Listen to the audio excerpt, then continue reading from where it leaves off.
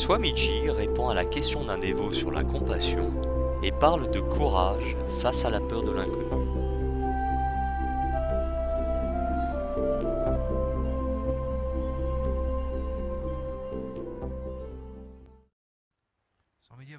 Swamiji, une question très d'actualité vient d'arriver. Un dévot vous demande, est-ce que la compassion n'est pas un signe de faiblesse? Nos ennemis ne vont-ils pas percevoir votre silence en tant que faiblesse? Est-ce que la compassion n'est pas un signe de faiblesse? Je vous le dis, non. Seul un homme fort peut être compatissant. Quelqu'un dont le système nerveux est suffisamment fort pour absorber et tenir à travers tous les abus, peut être compatissant. Comprenez, la force n'est pas à quel point vous pouvez attaquer, mais à quel point vous pouvez supporter. La force ne devrait pas être mesurée sur la base de la quantité de pouvoir que vous pouvez utiliser pour attaquer, elle est basée sur la quantité de résistance. Une personne qui peut résister, qui peut tenir, elle seule peut être compatissante. Elle seule est forte. Comprenez? Le système nerveux, qui ne veut pas résister à la souffrance imposée par les autres, perd son tempérament et explose. Ce type de système nerveux est toujours fragile et il attire à lui des cancers physiques et mentaux. Non seulement cela, mais dans le cosmos, il ne pourra pas survivre, il ne pourra pas être stable, il ne saura pas être vivant. Mais la personne qui est établie dans la force, qui est établie dans la compassion, elle peut ou peut ne pas être acceptée par la soi-disant société, dans la société, quand elle est dans son corps, mais elle créera l'histoire. Comprenez, une personne qui est établie dans la compassion, quel que soit le type de voiture qu'elle conduit, quel que soit le genre de maison qu'elle habite, quel que soit le style de vie qu'elle suit, toutes ces choses peuvent être trop petites, trop simples, peuvent ne pas être si grandes, peuvent ne pas être si luxueuses, mais c'est la vie. Sa vie, elle, créera l'histoire. Son histoire deviendra historique. Comprenez, la personne qui est établie dans la compassion, elle seule peut montrer la compassion et la non-violence, ahimsa. Cette personne qui est établie dans la force peut être compatissante. Celui qui peut juger mais ne juge pas est Dieu. Qui a le pouvoir de juger mais ne juge pas est Dieu. Je vous le dis, utilisez ceci comme une technique simple. Chaque fois que vous avez le pouvoir de juger et de punir quelqu'un, simplement pardonnez-lui avec honneur. D'une certaine façon, si vous avez un pouvoir quelconque. Par contre, si vous n'avez aucun pouvoir, ne vous en faites pas. Par exemple, si vous avez un brahmachari junior, un ouvrier ou un subordonné, et que cette personne fait quelque chose de mal, maintenant vous avez le pouvoir de le juger et de le punir, ou de lui pardonner. Décidez de lui pardonner avec honneur. Faites seulement cela 2 ou 3 fois. Vous réaliserez que chaque fois que vous pardonnez avec honneur, sans juger, l'expansion se produit dans votre espace intérieur. La joie que vous éprouvez dans votre espace intérieur, cette expansion est un moment de conscience divine. Cette joie est un moment de conscience divine. À ce même moment, vous vivez l'illumination. Chaque fois que vous avez le pouvoir de juger, mais que vous ne jugez pas et pardonnez à la personne avec honneur, vous vivez l'illumination. Vous vous développez, vous vous expandez, et vous vous étendez. Je ne vous parle pas de compassion seulement comme une moralité, je vous parle de compassion comme une technique pour vivre l'illumination, comme une science pour vivre l'illumination, comme une science pour être Jivan Mukti. Donc comprenez, laissez-moi vous dire une importante vérité. Une personne qui est assez courageuse pour traverser le feu de l'inconnu, elle seule peut être compatissante. Vous voyez, la peur de l'inconnu, le feu de la peur de l'inconnu est la présence de Dieu sur la planète Terre. La peur de l'inconnu est la présence de Dieu sur la planète Terre. Chaque fois que vous traversez la peur de l'inconnu avec clarté, vous faites l'expérience de la conscience divine. Vous vous ouvrez dans la direction de la conscience de Dieu. Chaque fois que vous avez la chance d'aller au-delà de la peur de l'inconnu, ne la perdez pas, ne la fuyez pas, ne l'évitez pas, allez au-dedans consciemment. Dans ma vie, à l'âge de 12 ans, j'ai traversé la peur de l'inconnu. Ça a été mon illumination. C'était la peur de l'inconnu. Ma logique était pratiquement perdue. C'était un trou.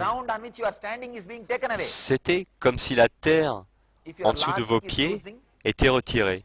Si vous perdez votre logique et que vous êtes effrayé, déprimé, vous tomberez dans l'inconscient, dans la dépression permanente.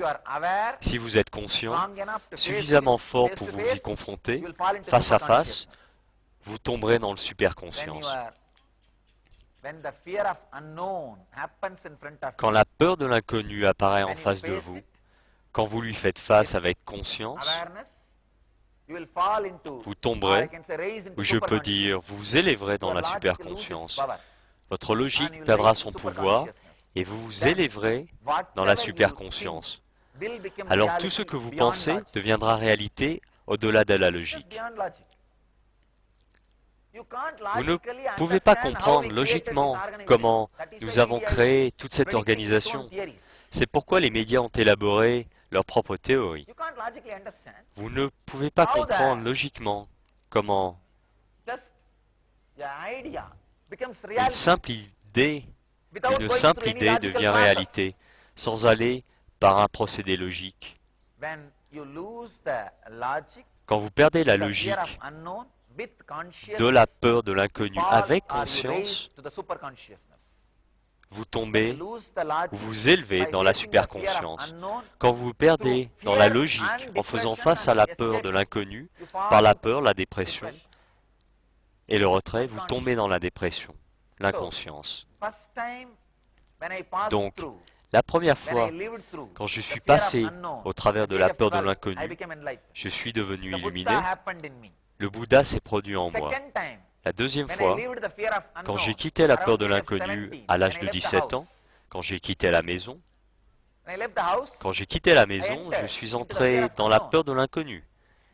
Alors je me suis établi dans le Dharma, ce qui signifie je n'avais qu'une seule façon de résoudre tous mes problèmes, c'est les solutions spirituelles.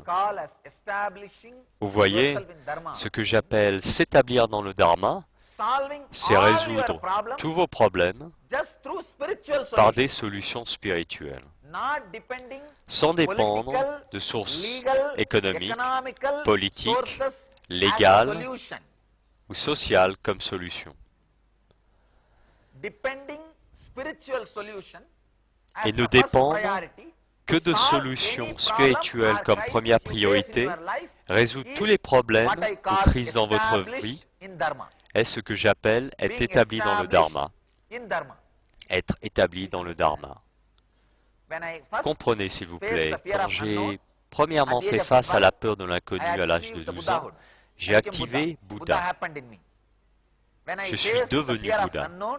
Bouddha s'est produit en moi. Quand j'ai fait face à la peur de l'inconnu à l'âge de 17 ans, le Dharma s'est produit en moi. J'ai simplement appris à être établi dans le Dharma.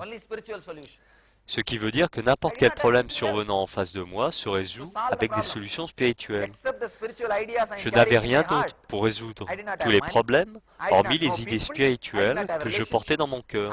Je n'avais pas d'argent, je n'avais personne autour, je n'avais pas de relations, je n'avais pas de sécurité, je n'avais rien.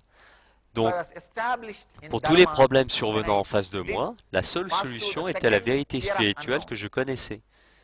Ainsi, je me suis établi dans le Dharma quand j'ai traversé le second niveau de peur de l'inconnu.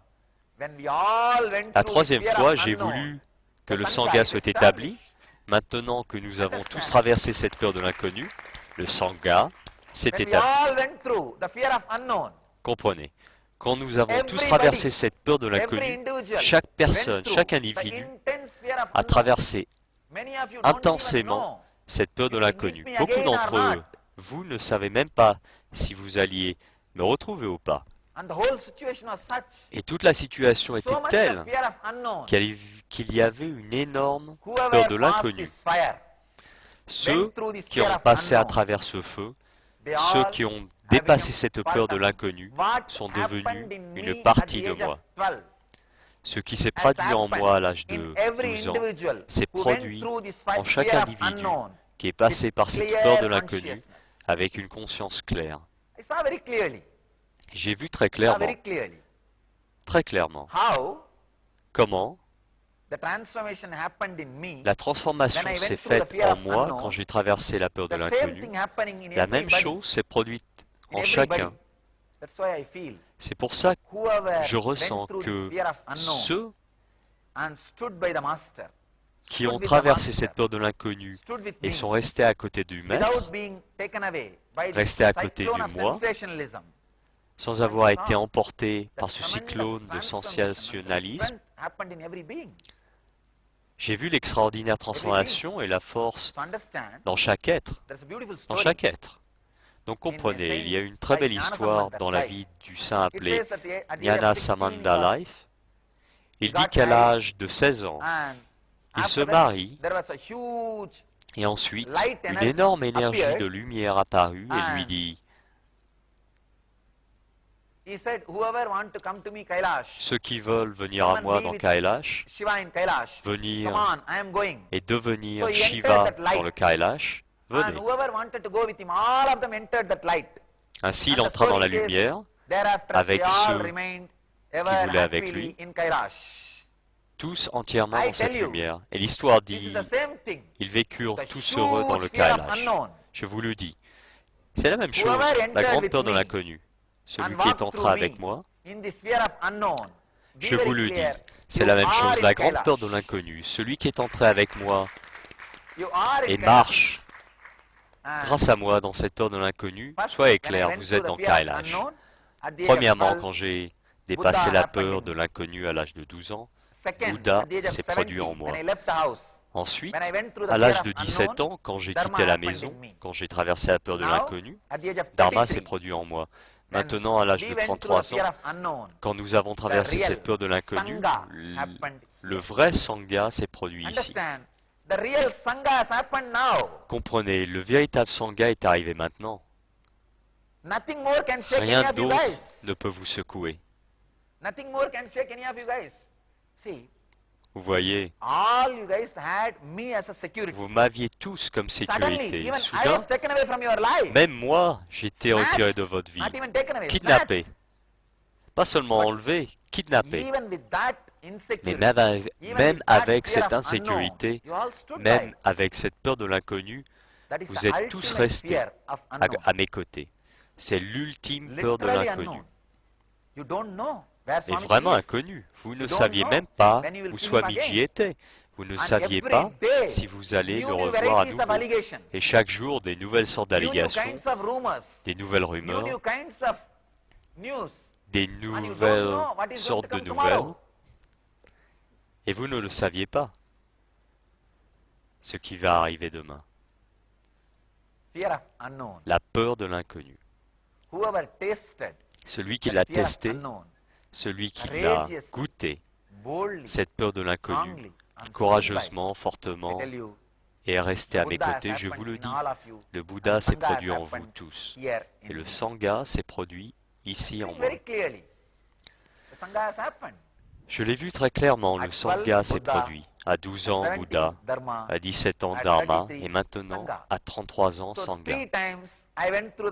Ainsi, 3 fois, je suis passé à travers la peur de l'inconnu. Chaque fois que j'ai traversé la peur de l'inconnu, je suis devenu simplement plus fort, plus heureux. Je me suis simplement développé davantage, une expansion. De grandes choses se sont passées, de grandes choses se sont produites en moi. Donc soyez clairs, chaque fois que la peur de l'inconnu apparaît dans votre vie, ne perdez pas la chance de la traverser consciemment. Ne la perdez pas, attrapez-la et traversez-la avec conscience. Traversez-la avec courage. Traversez-la avec une conscience directe. Vous deviendrez plus, vous serez simplement plus développé, une expansion, vous serez grand. Seule une personne courageuse peut aller dans la peur de l'inconnu. Elle seule peut exprimer la compassion. Je vous le dis, pour exprimer la compassion, pour être établi dans la Ahimsa, vous avez besoin de courage, vous avez besoin de force. Une personne faible ne peut pas faire cela. Seule une personne forte peut faire cela. Vous voyez, tant que vous n'avez pas traversé la peur de l'inconnu, le vrai Sangha ne peut pas se produire. Le Sangha entier doit traverser la peur de l'inconnu. Alors seulement, le cœur du Sangha peut être créé. Vous voyez, à côté de Pondichéry, le bois devient pierre, parce que il est resté dans la terre pendant longtemps. C'est un genre de processus. De la même façon, j'ai vu des individus rayonner l'illumination en raison de ce passage au travers de la peur de l'inconnu. Vous voyez, seulement si vous traversez la peur de l'inconnu, vous vous rappellerez du nombre de choses que vous avez prises pour garantie dans votre vie. Beaucoup d'entre vous m'ont pris pour garantie, ont pris cette vie confortable pour garantie, pris le repas suivant pour garantie, pris la vie régulière et paisible pour garantie, pris l'arbre banyan sous lequel vous vous asseyez et méditez pour garantie, pris la partie de cette ambiance pour garantie, l'espace pour étudier et pratiquer pour garantie. Soudain, cette peur de l'inconnu, quand vous allez dedans et en sortez, vous connaissez la valeur de chaque chose maintenant, la valeur de chaque chose. Comprenez, même dans toute cette histoire, je peux vous dire très clairement, auparavant, le nombre pouvait être plus important maintenant. Nous pouvons avoir une ou deux personnes en moins, mais en intensité, chacun d'entre vous est égal à 1 millier. En raison de ce scandale, notre Sangha est particulièrement pur et fort. Nous n'avons rien perdu, sauf la lourdeur inutile qui devait être perdue. Merci.